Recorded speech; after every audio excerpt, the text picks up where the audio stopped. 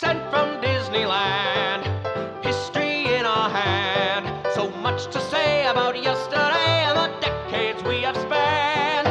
Postcards from the park, this journey will embark. See what has changed and what remains on Sent from Disneyland.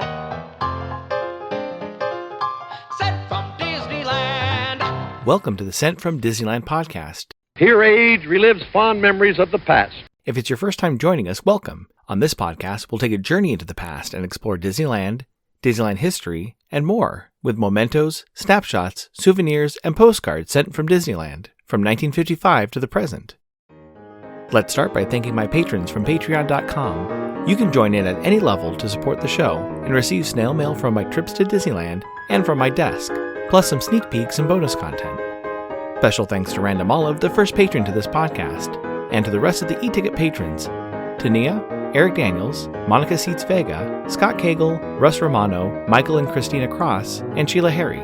C-ticket patrons Serious Inquiries Only, Debbie Weinstein, Jennifer Schneep, Angela Reynolds, Grace Coate, Patty Wolin, and Ben and Noel Bruning. B-ticket patron Joshua Bell, and to the A-ticket patrons Elise Sharp, Zealot Infinity, Alexis Robles, Angel DeBlock, and the Beyond the Railroad podcast. I am your host, your post-host Clocky, and today we have 2 postcards sent from Disneyland. The front of our first postcard has the interior of It's a Small World. You can see the Latin America section, including the giant sun, the kids dancing under the sombrero piñata, and if you look closely, you can see the corn husk dolls sitting on the corn husk horses. On the back it reads, Latin America in It's a Small World. It's fiesta time in colorful Latin America, where children dress in gay native costumes, gathered to help guests journeying down the winding 7 seaways. Bank of America presents It's a Small World, the happiest cruise that ever sailed. It's postmarked May 31st, 1968, with a Phoenix, Arizona, Smokey the Bear cancel, and a 6-cent Franklin D. Roosevelt postage stamp, Scott number 1284. I assume they visited the park on Tuesday, May 28th, 1968. When park hours were from 10 a.m. to 7 p.m. The weather was a high of 83 and a low of 59. It's addressed to Miss Margaret Salter of Harbor Blvd, Michigan. It reads, Thursday, 5:30. Dear Maggie, Disneyland and Knott's Berry Farm, even more amazing than everyone says. We're back in Phoenix now. Wonderful being with Nancy. Love, Betty, and Ted. As I'm preparing to fly out to the parks this week, I thought it'd be interesting to look at one of the unique ways guests would travel to the park from the airport. Los Angeles Airways was a helicopter business that began as a mail courier service in 1947. The company started with 6 helicopters that would deliver mail on rooftops around Los Angeles. By 1949, they operated 2 different routes in a 50-mile radius of Los Angeles Municipal Airport, what is now known as Los Angeles International Airport, or LAX. This expedited mail service around Los Angeles by saving up to 19 hours with daily deliveries. Los Angeles Airways expanded their services and helicopter fleet with passenger service from LAX to local heliports in 1959. By December 1955, they offered flights to and from Disneyland. Initially, there were 4 flights available Monday or Tuesday, depending on the season, through Saturday, and 2 flights on Sunday. This expanded over time to 12 flights per day, Monday through Saturday, and 4 flights on Sunday. Los Angeles Airways also flew to other locations, including heliports in the Riverside San Bernardino area, the San Fernando Valley area, San Gabriel Valley area, and the Disneyland area also included other parts of Orange County and Long Beach Airport. Add some flair to your mail by checking out stamps at Enfield Post. You can explore different stamp options on our Etsy site, grab some great deals by following the EP Sunday Sales on Instagram, or create something special and have her design a stamp array for your invitation or celebration. You can head over to enfieldpost.com and explore all the different vintage postage stamps you can use on your next card or letter. That's ENFIELDPOST on Instagram and enfieldpost.com for your wedding and vintage postage needs. Enfield Post is the official postage stamp sponsor of the Sent from Disneyland podcast. The front of our next postcard has Main Street Station and the Ernest S. Marsh Railroad engine. You can see the floral Mickey Mouse, and in the upper right, in pink lettering, it reads, Greetings from Disneyland. On the back it reads, Guests entering the Magic Kingdom are greeted by a floral Mickey Mouse, and the Santa Fe and Disneyland Depot, where a scaled-down model of a passenger train of another era puffs out of the station to take them on a scenic tour of Disneyland. It's postmarked August 21st, 1968, with an Anaheim cancel and a 6-cent California 1769-1969 postage stamp, Scott number 1373. I assume they visited the park on August 20th, 1968, when park hours were from 8 a.m. to midnight. The weather was a high of 82 and a low of 65. It's addressed to Miss Patricia Jovaroskas of Oakland, California. It reads, "Hi Pat, finally seeing Disneyland. Fabulous here with my niece and 2 children. Thanks a million for the lovely birthday card. Let me know what you decide to do. Good luck, Lorna." Flights continued to grow in the 1960s, and the number of heliports expanded at the park. The first helipad was located near Tomorrowland, where the current hotel shuttle drop-off is today.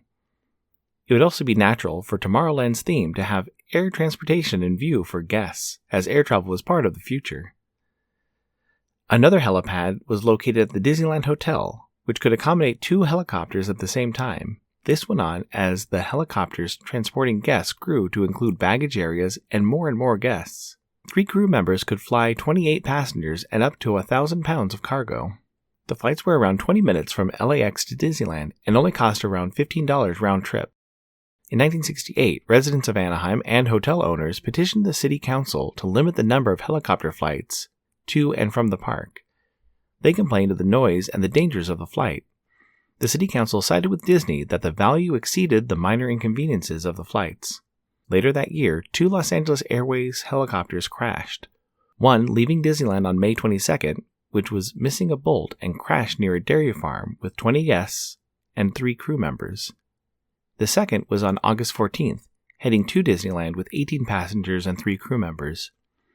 Investigators determined that the cause was due to metal fatigue on one of the helicopter's blades. There were no survivors after both incidents. The helicopter services were available until 1972, although advertising of the service diminished after the 1968 crashes. It's interesting that the Disneyland maps do not list the heliports or the helicopter service, but the oversized fun maps include locations of the heliports. Looking through the guidebooks, there are references to the service in the description of the Disneyland Hotel as one of the transportation options, along with limo services.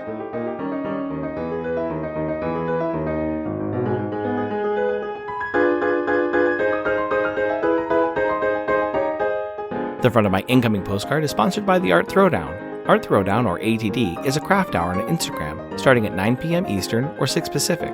Art Throwdown is a wonderful community of artists who love to share their craft, from creating sticker postcards and coloring techniques to intricate paper cutting and unique crafting. It's always a treat to watch a show and occasionally get some one-of-a-kind postcards from the group. Each host brings something a little different to each show. I'll list some of the regular hosts, or you can follow Russ Romano 2021 on Instagram. The front of my incoming postcard has Snow White leaning out of a balcony with her prince below. If you look closely, there are 2 doves sitting on a window below the balcony. On the back it reads, Postcard Pals, artwork from the Park Pair Up card game, created by Shannon at Going To Guides, www.goingtoguides.com. It's postmarked August 27, 2024, with an Orlando, Florida cancel, and a 2 sailboat postcard forever postage stamp, Scott number 5747. It reads, Greetings from Florida, Clocky. XOXO Shannon. Thank you so much for the postcard, Shannon. I'm always excited to see one of your postcards in my mailbox. I forgot to order some postcards before my next trip, but I'll be ordering some for my October trips. I'll plug your Etsy store for a great place to get some fun snail mail options for park and Disney-related postcards. I still love the card that we collabed on for Adventureland Day. We should do another soon. Thanks for listening to Sent from Disneyland. If you enjoyed this podcast, please subscribe and tell your friends. It would also help to leave a 5-star rating and comment on whatever podcast platform you use. If you'd like to support the show financially, please check out our Patreon page at patreon.com/sentfromdisneyland. You can find me on Instagram and TikTok at Sent from Disneyland or my website, sentfromdisneyland.com. For questions and comments, send me a postcard addressed to Sent from Disneyland, P.O. Box 44, Hood, California, 95639. This podcast is not affiliated with Disney. the United States Postal Service, or any post office or Disney-related properties. Opinions expressed on this podcast belong to the host and guests of the Set from Disneyland podcast. This podcast is produced and edited by Clocky McDowell, website designed by Misty McDowell, theme song was written and performed by Noah Sunday Lefkowitz. Take it away, Noah.